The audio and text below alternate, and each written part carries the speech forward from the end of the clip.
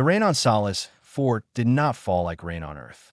It came sideways, thick and warm, smelling of copper and wet soil. It turned the ground into rivers and made the modular shelters groan under its weight. And somewhere inside a flooding medical tent, Danny Harlow was stitching a wound on a creature he had never seen before tonight. The Delvari refugee was shaking. Her pale skin flickered with faint light, bioluminescent freckles that pulsed faster when she was afraid. Danny kept his voice low and steady. "Almost done. You're going to be fine." He did not know if she understood his words, but she understood his tone because the flickering slowed. 12 new refugees had arrived that night. Their orbital transport had been hit by raiders and had crash-landed on the southern plains. Danny had carried 3 of them to the tent himself. His back screamed. His hands were cracked and bleeding from the cold. He had not slept in 2 days, and the stim patches on his neck had stopped working hours ago. He was the only medic left on Solace 4. The tent flap opened, and Superintendent Gallows stepped inside. He was met Hari, tall, thin, with a hard exoskeleton that clicked when he moved. His compound eyes swept across the tent with the expression of someone inspecting damage he had already written off.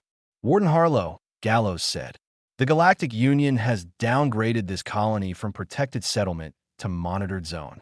Effective immediately." Danny did not look up from his stitching. "What does that mean in plain words?" "It means no military ships will come if we are attacked. No additional supplies. No reinforcements." Gallows paused. "It means the next evacuation transport leaves in 40 hours. I strongly advise all non-essential personnel to be on it." Danny tied off the stitch and placed a clean bandage over the wound. He patted the Delvari woman gently on the shoulder and stood up. His knees popped. His vision blurred for a second from exhaustion. "I'm not getting on that transport," he said. Gallows tilted his angular head. "There are 400 refugees here and no defenses. You are one human with a medical bag. What exactly do you plan to do?" "My job." Gallows stared at him for a long moment, then turned and walked out into the rain without another word. Danny leaned against the supply crate and closed his eyes. The memories came fast, the way they always did when he was too tired to hold them back. The Tegri border, the field hospital, 3 patients on stretchers, all critical, all savable, if the transport had arrived on time, but had not. And Danny had watched them die, one by one, while the sky stayed empty. He had made a promise that night, standing in the mud with blood on his hands and nothing left inside him. He would never again be the person who leaves. So he stayed. Later that night, he walked the outer ring of the camp, checking shelters. The rain had eased into a drizzle. Most of the refugees were asleep, huddled in groups for warmth because half the heating units were broken. Danny made a mental note to fix them in the morning, though he had no spare parts and no engineering training. He would figure it out. He always did. Near the collapsed housing block on the eastern edge, he heard something. A faint, thin sound, barely louder than the wind. He stopped, listened. It came again, a small whimper like an animal in pain. Danny dropped to his knees and pressed his ear to the rubble. The sound was coming from below. He started digging. The debris was heavy, twisted metal panels and broken polymer beams, and his hands were already raw. He did not care. He pulled and lifted and scraped until his fingers bled fresh, until he opened a gap just wide enough to reach inside. His hand touched something warm and small. He pulled her out gently, piece by piece. A Delvari child. Tiny, maybe 8 years old by human standards. Her skin was covered in dust and dry blood, and her freckles barely flickered, a dim, dying glow. She was clutching a broken toy in one hand, a little carved figure of some animal Danny did not recognize. She was alive. Barely. Danny wrapped her in his own jacket, the only warm thing he had, and carried her back to the medical tent. He cleaned her wounds, set a small fracture in her wrist, and hooked up the last nutrient drip from his dwindling supplies. Then he sat beside her on the cold floor and held her small hand through the night. He did not sleep. He watched her breathing, counted the seconds between each breath, and waited for the rhythm to steady. Around 3 in the morning, it did. The freckles on her face began to glow again, faintly, softly, like stars coming back after a storm. Danny let out a breath he did not know he had been holding. Outside the tent, Gallows stood in the darkness, watching through the transparent panel. His aide stood beside him, a younger Methari with nervous, clicking mandibles. "Why does he stay?" the aide whispered. "There is nothing here for him." Gallows said nothing for a long time. Then he turned and walked away, and the rain swallowed the sound of his footsteps. Inside the tent, Danny looked down at the sleeping child and said quietly, to no one, "I am not going anywhere." The wind howled, the camp creaked, and one human sat awake in the dark, keeping watch over a girl he did not know, on a world that was not his, in a galaxy that had already given up on both of them. 3 weeks after Danny pulled her from the rubble, the girl still had not spoken a single word, but she followed him everywhere. When he walked to the supply depot, she walked 2 steps behind. When he knelt to treat a patient, she crouched beside him and washed his hands. When he sat down to eat his ration bar, always the smallest one, always last, she sat next to him with her knees pulled up and her dark eyes fixed on his face, as if she was memorizing him. The other refugees called her the Shadow. Danny called her Rena. He had found the name stitched into the collar of the small coat she had been wearing when he dug her out. It was Delvari script, but Olu had translated it for him. Olu was a Brundian, 8 feet tall, covered in thick brown fur, with a flat face and kind eyes the size of Danny's fists. Brundians looked like something between a bear and a boulder. Most species found them terrifying. Danny found him to be the gentlest person he had ever met. Olu ran the supply depot, and he was the only one in camp who treated Danny like a friend instead of a dangerous animal. Because that was the problem. Humans had a reputation. Earth was classified as a Category 7 death world. Its gravity was punishing. Its weather was violent. Its animals were savage. And its people, according to galactic files, were aggressive, unpredictable, and disturbingly hard to kill. Most species in the galaxy looked at a human the way a rabbit looks at a wolf. Danny knew this. He felt it every day in the way the refugees flinched when he walked past, the way they pulled their children closer, the way conversations stopped when he entered a shelter. It did not make him angry. It made him sad, but he understood. Fear was not something you could argue away. You had to outlast it. So he was gentle. He moved slowly. He spoke softly. He smiled even when he was exhausted. He made himself small in a way that was hard for a man built like Danny Harlow. Broad shoulders, thick arms, hands that could crush metal. But he did it because these people needed to feel safe more than he needed to feel comfortable. One afternoon, Olu sat with Danny near the depot and watched Rena sorting bandage rolls into neat piles. Danny had been teaching her small tasks, counting supplies, folding cloth, organizing the medical kits. She never spoke, but she learned fast. "You know about the Delvari, yes?" Olu said, his deep voice rumbling like gravel in a drum. "I know they are refugees. I know someone burned their world. They are empaths," Olu said. "Not like in your human stories. Real empaths. They feel the emotional states of those around them. It comes through their skin, the bioluminescent freckles. When a Delvari is near someone who is angry, the freckles go dark. When they feel safe, the freckles glow." Danny looked at Rena. Her freckles were glowing, soft, warm, steady, like candlelight. "She feels safe with you," Olu said quietly. "I've not seen her glow like that with anyone else." Danny said nothing.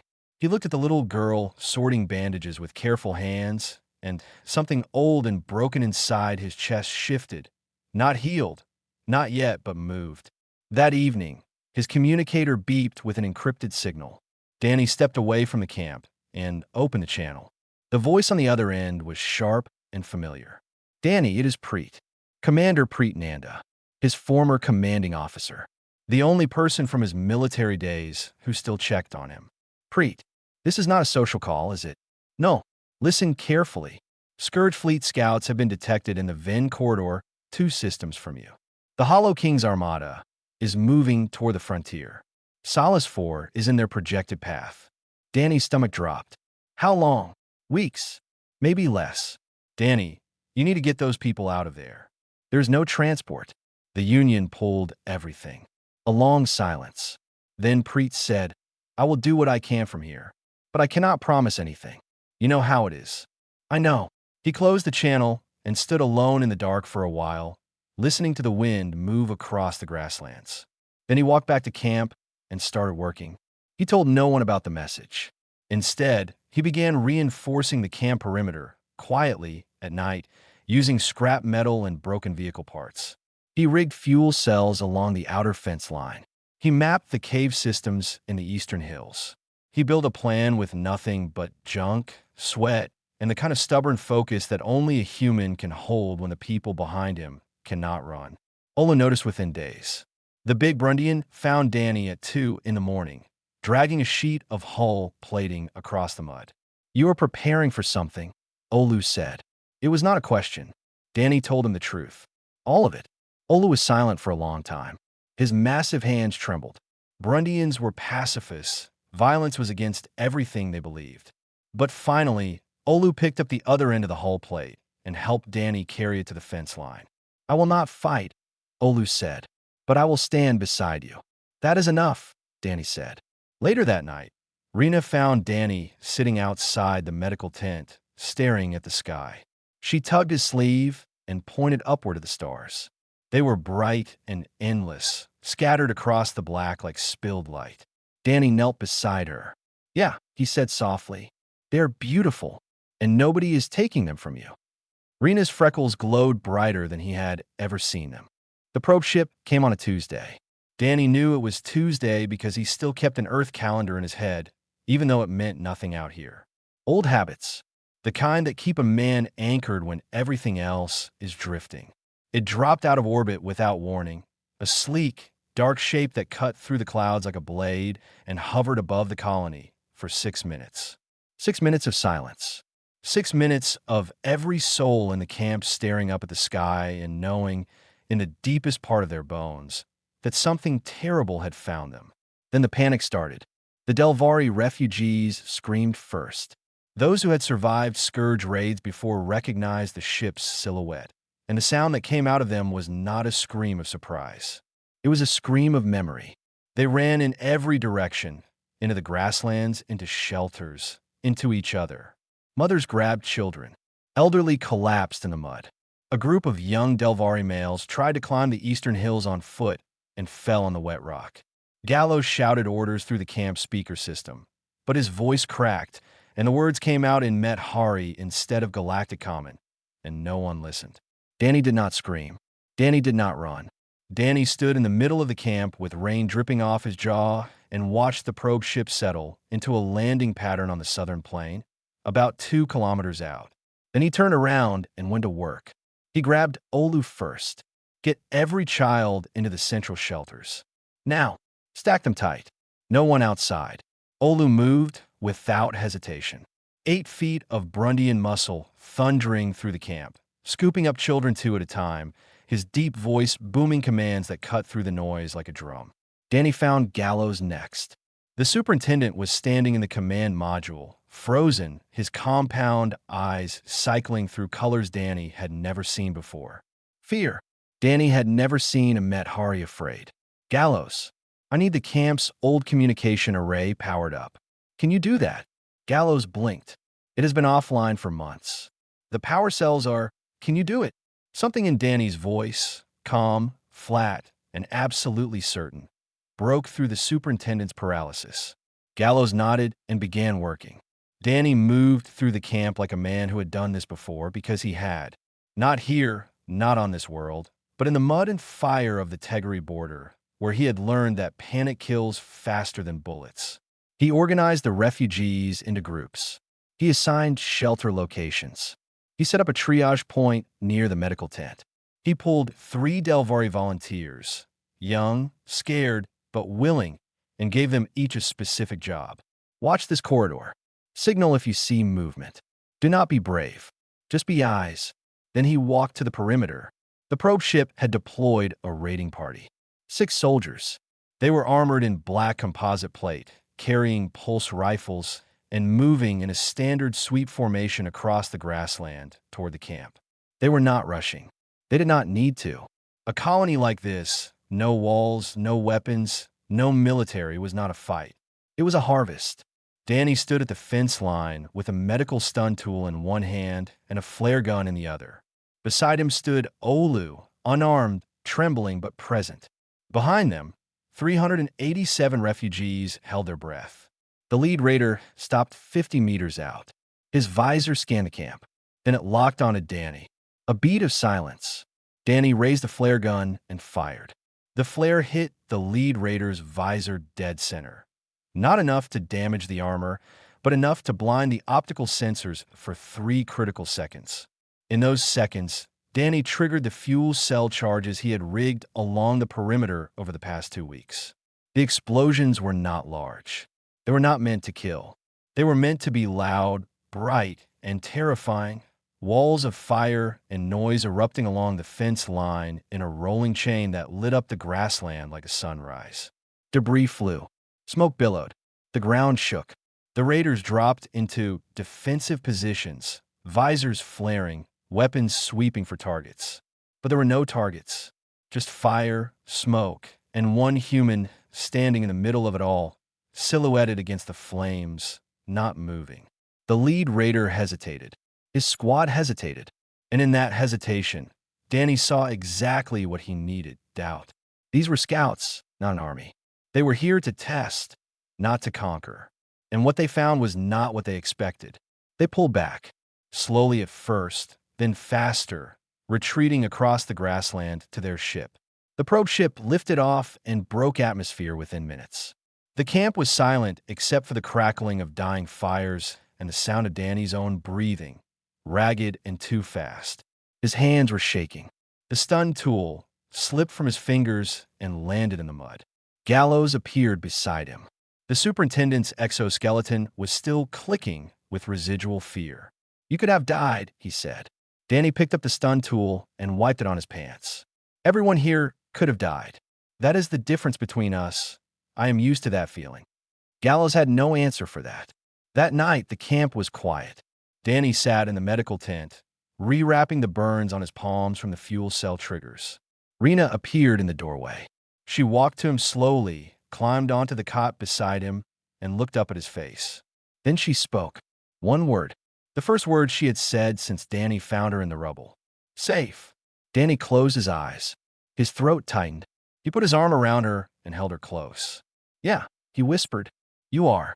17 ships filled the sky above Solace, for like a bruise spreading across skin. Danny counted them from the eastern ridge, standing alone in the cold wind, and felt the number settle into his chest like a stone. 17. The full Scourge fleet. Not scouts this time. Not a test. The real thing. He lowered the binoculars and walked back to camp. His face showed nothing. His hands were steady. Inside, a quiet voice was listing all the ways this would end, and none of them were good. The camp knew. They had seen the ships. The Delvari were weeping.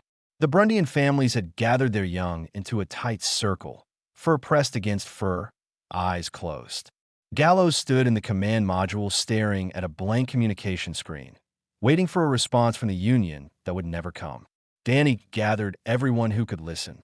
He stood on an overturned supply crate and spoke in plain words. "The fleet above us is here to take what they want. We cannot fight 17 ships. We cannot outrun them. But we can survive. There are cave systems in the eastern hills, deep, stable, with fresh water. We're going to move everyone there. Now, take only what you can carry. Help anyone who cannot walk. Stay together." No one argued. There was something in Danny's voice, not hope exactly, but certainty. The certainty of a man who has already decided what he is willing to lose. The evacuation moved fast. Olu carried children on his back, 4 at a time, his massive legs churning through the muddy trail to the hills. Gallows directed traffic with sharp, precise commands, his earlier paralysis gone, replaced by something that looked like fury.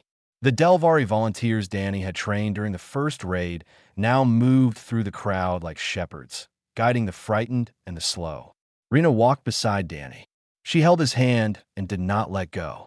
They were halfway to the caves when the second raiding party landed. Bigger this time, 2 dropships carrying maybe 40 soldiers. They touched down between the camp and the hills, cutting off the last group of refugees still on the plains. Danny stopped. He looked at the dropships. He looked at the line of refugees stretching toward the cave entrance. Then he looked down at Rena. He knelt in front of her. Her freckles were dim with fear, flickering like a candle in wind. Rena, I need you to go with Olu. Right now. Into the caves. Her grip on his hand tightened. I will come find you, Danny said. I promise. But right now, I need you to be brave for me. Can you do that? She stared at him. Then, slowly, she let go of his hand. Olu appeared and lifted her gently onto his shoulder. She did not cry. She watched Danny over Olu's back as they moved toward the cave entrance, her freckles barely glowing, and Danny burned the image into his memory because he knew it might be the last time. He turned and ran back toward the plains. The last group of refugees, about 60 people, was trapped in the open. The raiding soldiers were closing in from the south. Danny reached them and began herding them toward the cave trail, pushing, pulling, shouting directions.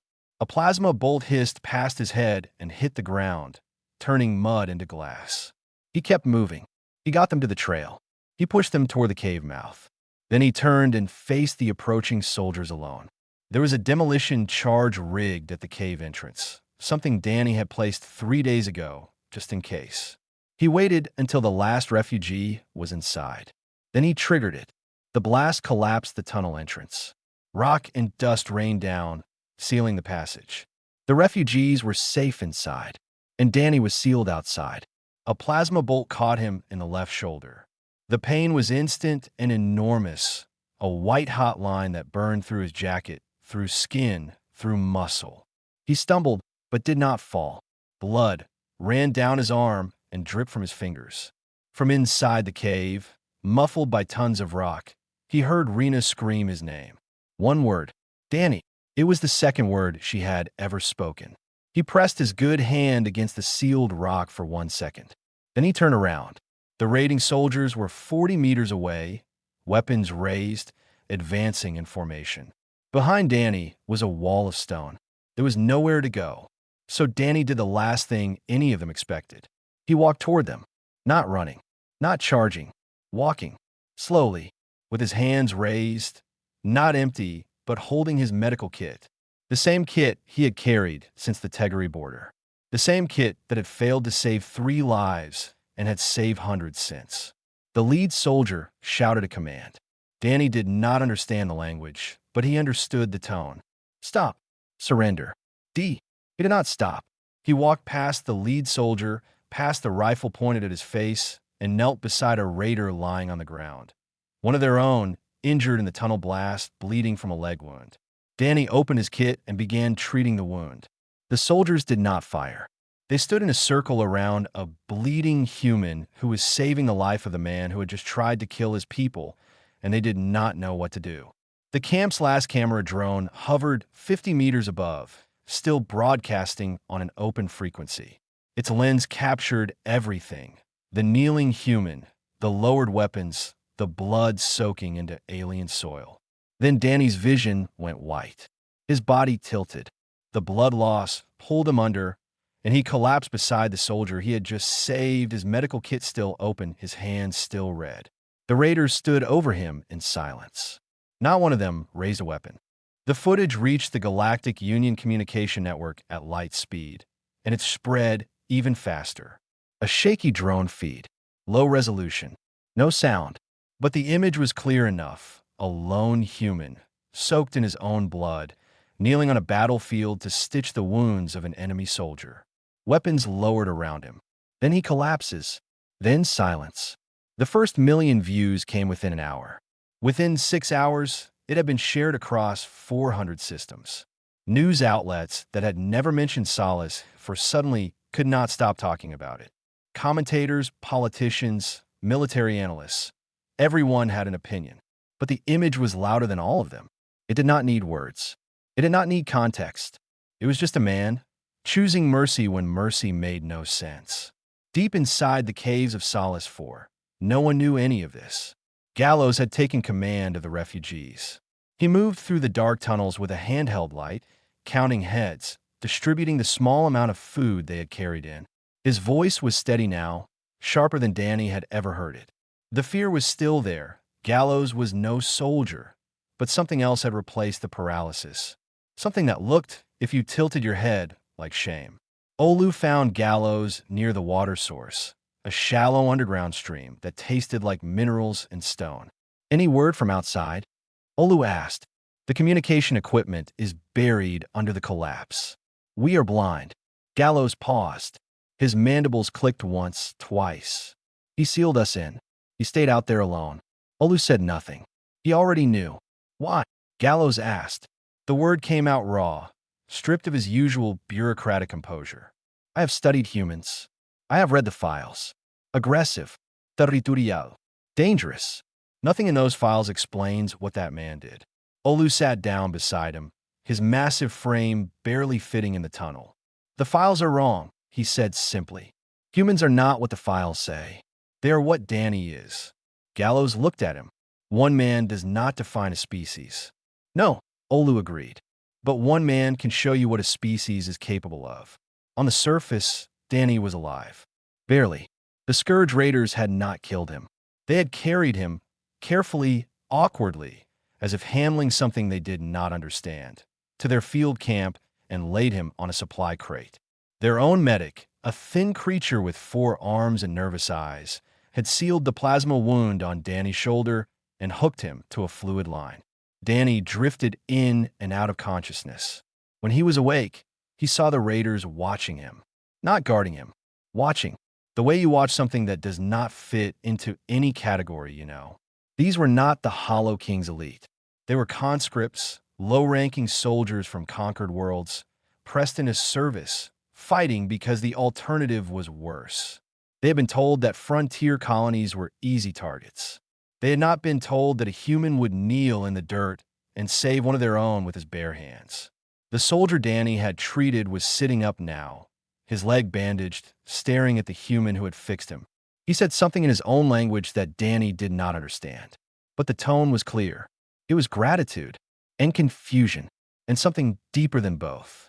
Across the galaxy, the response was building. 3 Union patrol ships that had been ordered to hold position reversed course towards Solace 4. Their captains filed formal protests against the stand-down order, citing humanitarian emergency protocols that had not been invoked in decades. A Brundian cargo hauler changed heading. Its captain had seen the footage and recognized the colony where her cousin Olu was stationed. She was carrying construction materials. She turned them into a rescue mission. 2 independent Delvari ships launched from a neighboring system, crewed by volunteers who had lost their own homes to the Scourge and refused to let it happen again. A retired Medhari admiral named Savine, 70 years old, decorated, and deeply angry, went on the Galactic News Network and said what the Union Council would not. She called the abandonment of Solace for a disgrace.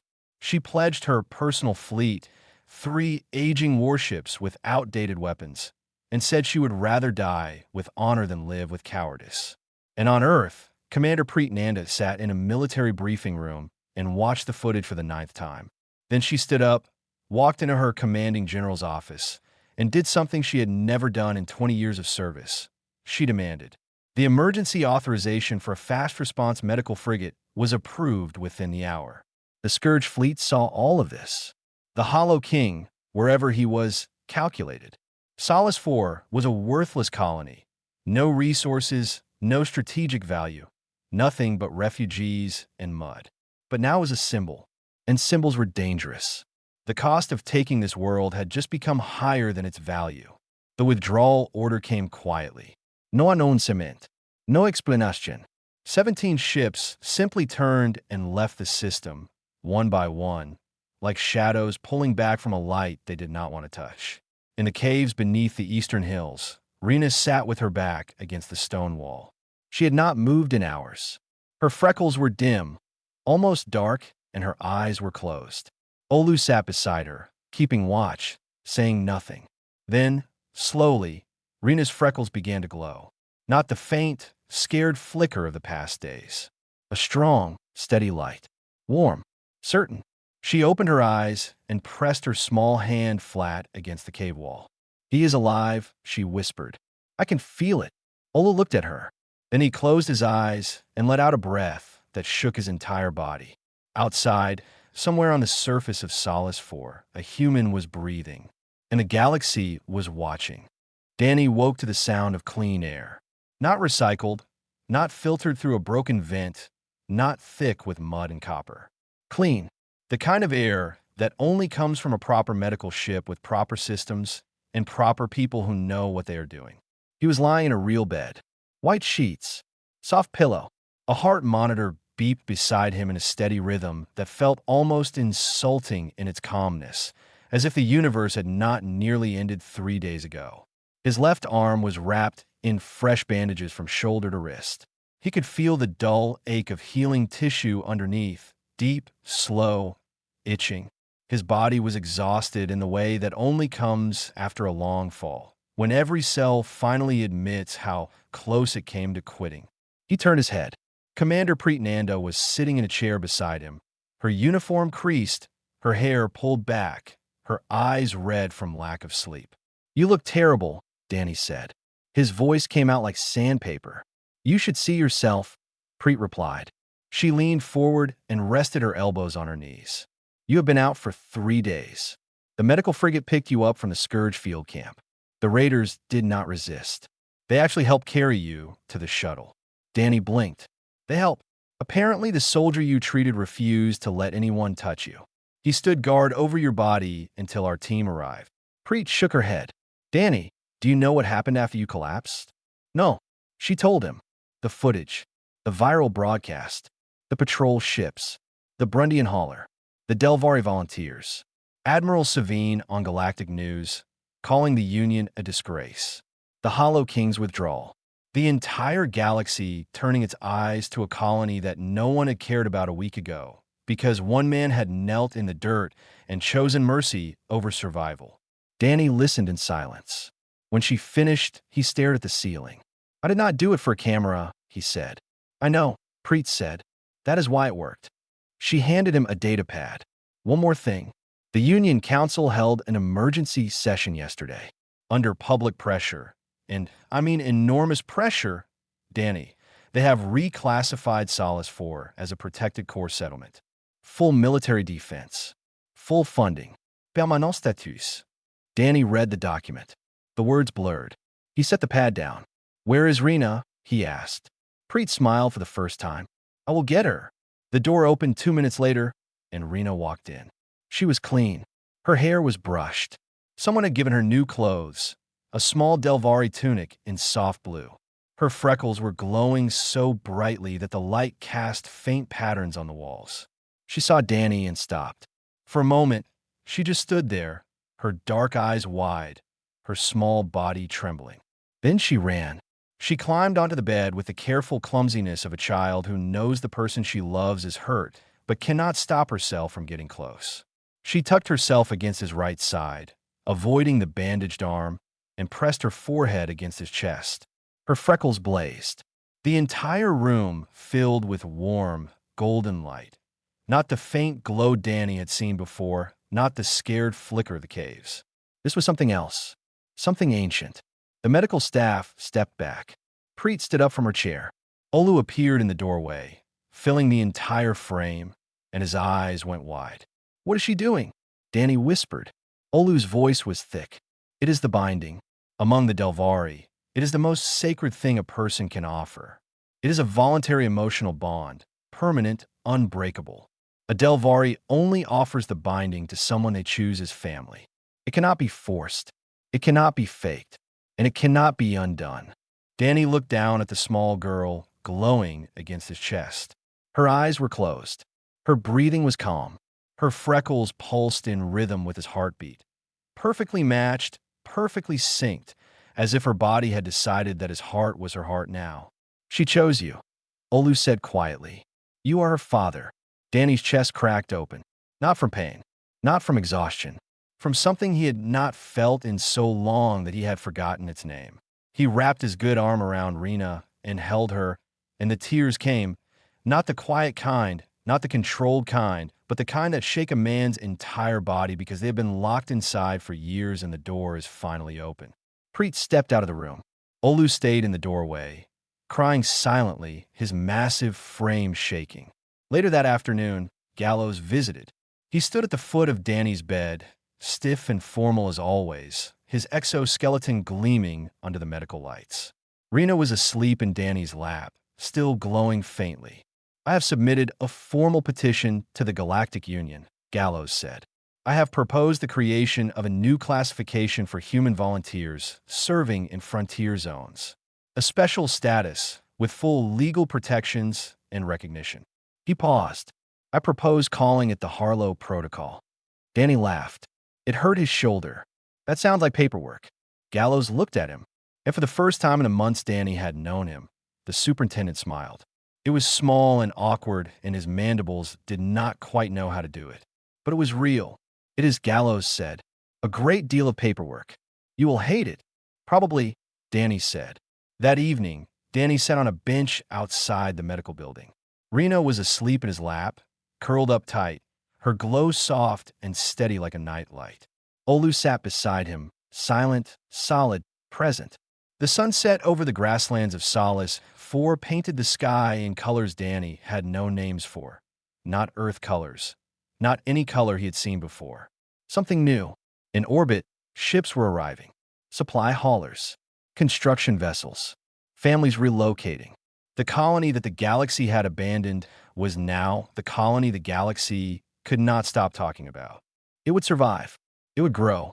Danny watched the sky and held the sleeping girl and said nothing because there was nothing left to say. He had given everything he had, and the universe, for once, gave something back.